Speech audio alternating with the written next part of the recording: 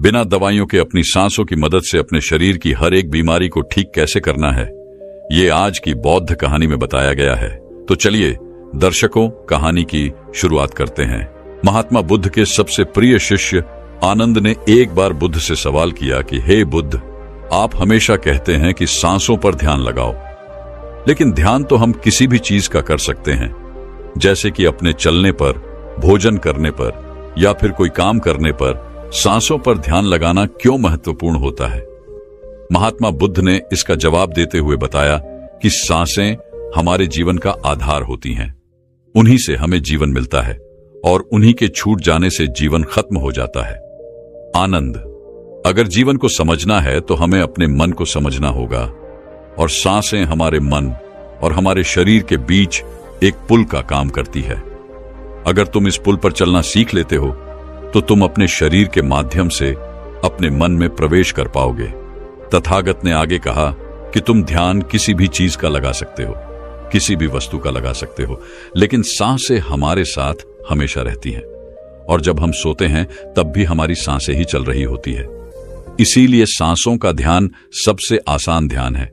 उस ध्यान को तुम कभी भी कर सकते हो, और सांसों के द्वारा अपने मन को समझना ज्यादा आसान हो जाता है।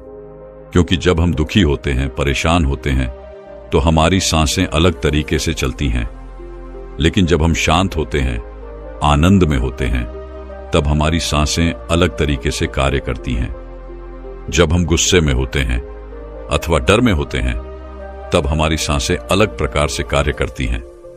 इसीलिए हमारे मन की भावनाओं को समझने के लिए हमें अपनी सांसों को समझना होगा।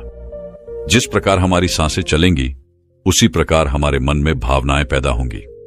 आनंद ने सवाल किया कि हे बुद्ध, मन की भावनाओं को समझने के लिए हमें सांसों का कौन सा ध्यान करना होगा, और क्या उस ध्यान से मन की भावनाएं काबू में की जा सकती हैं? जैसे मन के अश्लील गंदे विचारों को रोकना हो, गुस्से को काबू में करना हो, या फिर जलन जैसी नकारात्मक भावनाओं से छुटकारा पाना हो।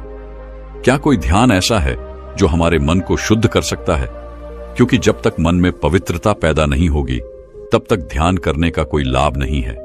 लेकिन ना चाहते हुए भी साधक के मन को नकारात्मक भावनाएं घेर लेती हैं, और जो उसके ध्यान में बहुत बड़ी बाधा बन जाती है। तथागत ने कहा कि जो अपनी सांसों को समझ गया, समझो वह बदल गया। इंसान के शरीर में और उसके मस्तिष्क में जितने भी प्रतिक्रिया होती है, वो सब उसके सांसों के चलने के अनुसार पैदा होती है। मनुष्य कभी ध्यान ही नहीं देता कि उसका मन उसकी सांसों के अनुसार प्रतिक्रिया कर रहा है। कभी होश